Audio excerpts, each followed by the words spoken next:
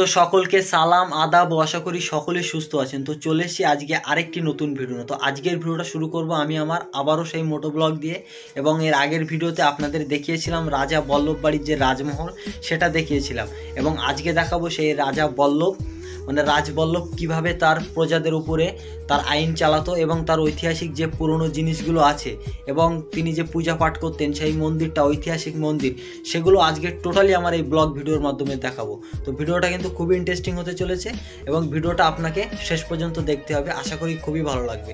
তো নতুন হলে আমার চ্যানেলটিকে সাবস্ক্রাইব করে আমার পাশে থাকবে। তো চলো ভিডিওটা শুরু করা যাক। তো আমি আবারও শুরু করলাম আমার মোটো ব্লগ দিয়ে, কিন্তু আস্তে আস্তে আমার বাইকের হেলমেটের যে ফোন ক্যামেরাটা সেই ফোনটা ভেঙে গিয়েছে, ওই জন্য আমি এক হাতে ক্যামেরাটা ধরে রেখেছি এবং ভিডিওটা কিন্তু আমি খুব রিস্কি নিয়ে করছি। তো আমাকে সর্বপ্রথমে রাজবল্লভ বাড়ির যে ঐতিহাসিক জিনিসগুলো, তো সেখানে যেতে হলে আমাকে যেতে হবে প্রথমে নেয়ালপুর, আর দেখতে পাচ্ছ নেয়ালপুর পোস্টার এখানে। তো নেয়ালপুর থেকে আমাকে যেতে হবে ডান, আপনাদের আসতে হলে বাঁ হাতের রাস্তায় ঢুকতে হবে। তো আমাকে বাঁ সাইডে টার্নিং নিতে হবে। তো আমি বাঁ সাইডে নেমে যাব এবং এখান থেকে গ্রামের ভিতরে যে ঐতিহ্যবাহী দর্শনীয় স্থানগুলো আছে সেগুলো তোমাদেরকে আমি পুরো আমার এই ভিডিওর মাধ্যমে দেখাবো।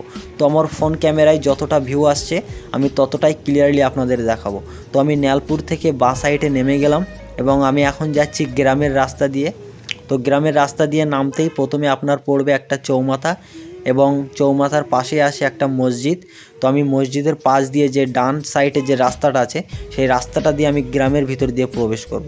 তো তোমাদের কিছুটা আগে গ্রামের ইন্ট্রোটা দেখিয়ে নিই, তারপরে শুরু করব আমার মেন ভিডিও। তো চলো কিছু গ্রামের ইন্ট্রো দেখিয়ে দিই।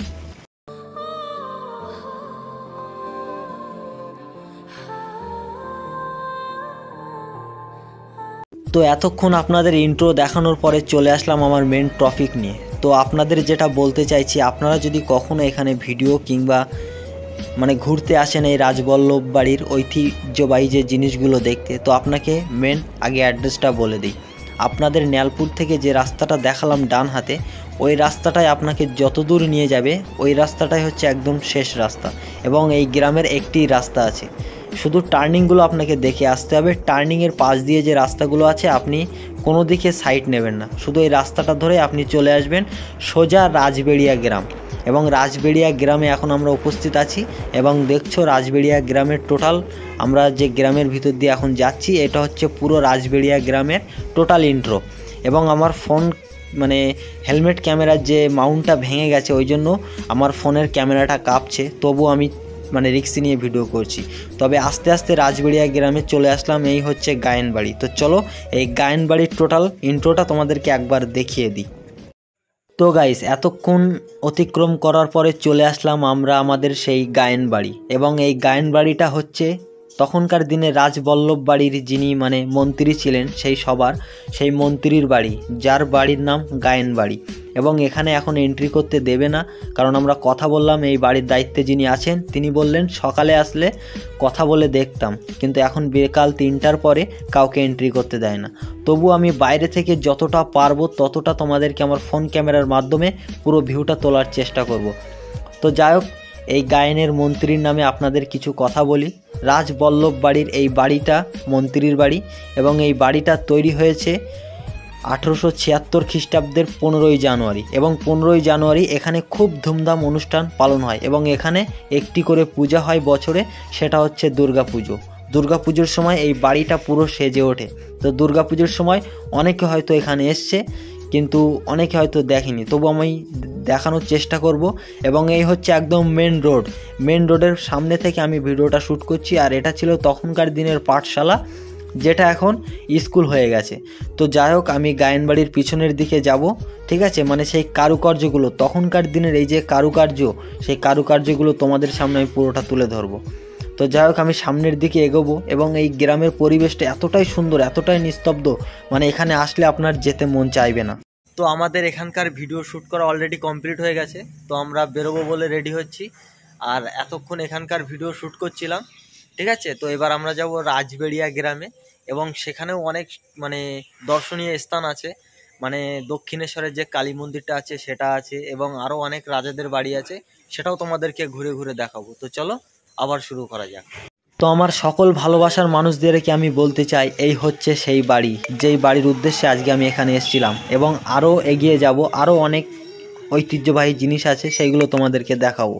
তো এই বাড়িটার ইতিহাস হচ্ছে, এই বাড়িটার দরজা কোনো দিন কেউ খুলতো না, কারণ এই বাড়িটা ছিল মানে তখনকার দিনের সবথেকে যে মানে ডেঞ্জারাস কয়েদি বলতে পারো আর কি, মানে সবথেকে যে মানে ভয়ঙ্কর যে কয়েদি ছিল, তাকে এই মহলের মধ্যে আটকে রাখা হতো এবং তাকে এখানে জ্যান্ত পুড়িয়ে মারা হয়েছিল। তো এখানের কয়েকটা কাকার সঙ্গে আমি কথা বললাম, তারা ক্যামেরার সামনে আসতে লজ্জা পাচ্ছে, তো তাদের কাছ থেকে আমি শুনে বলছি।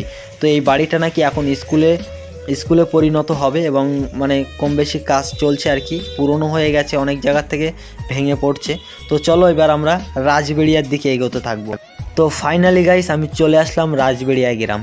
এবার এখান থেকে আমি আপনাদের দেখাবো রাজা বল্লভ যেখানে বসে সর্বপ্রথম যজ্ঞ করেছিলেন, সেই জায়গাটা আমি তোমাদেরকে দেখাবো।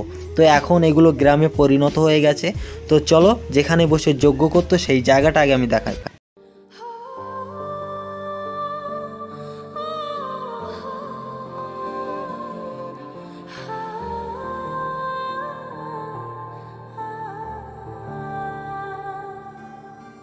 তো আমার সকল ভিউয়ার্সদেরকে আমি বলতে চাই, এই হচ্ছে সেই জায়গা।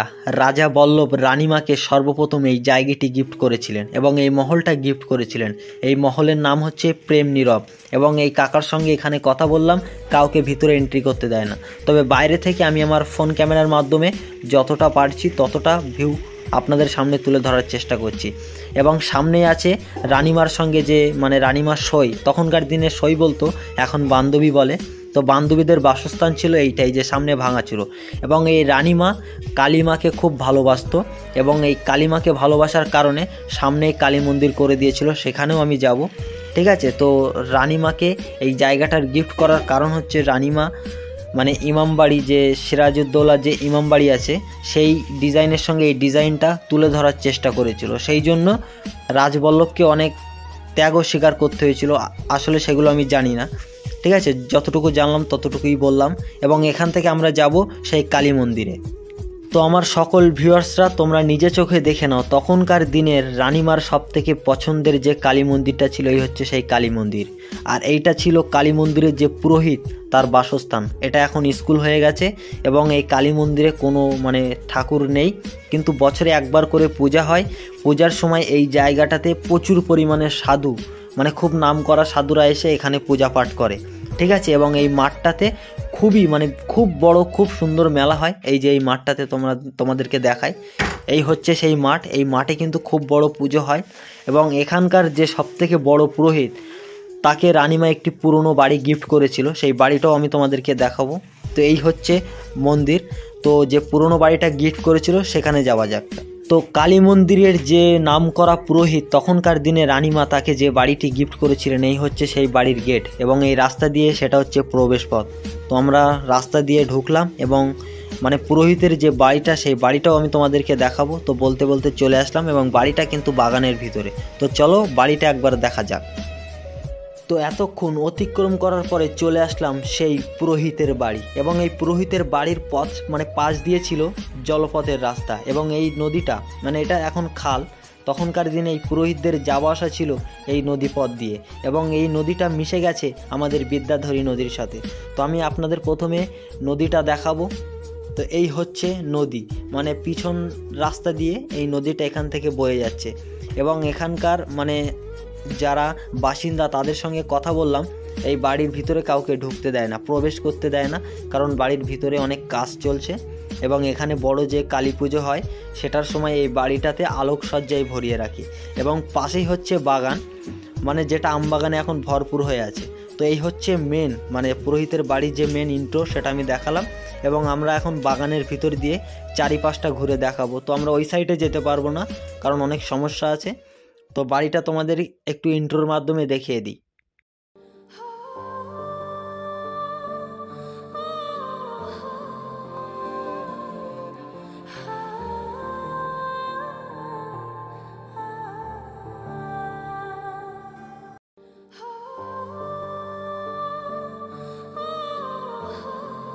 তো অবশেষে আজকের ভিডিওটা এই পর্যন্ত এন্ড করলাম। আশা করি ভিডিওটা দেখে আপনাদের অনেক ভালো লেগেছে। আর এত কষ্ট করে ভিডিও বানাই, প্লিজ এই ছোট্ট ভাইটির পাশে থেকে আমার চ্যানেলটিকে সাবস্ক্রাইব করে আমাকে সাপোর্ট করবে। তো সকলে ভালো থাকবেন, সুস্থ থাকবেন, নিজেদের খেয়াল রাখবেন। দেখা হবে আগামী ভিডিওতে।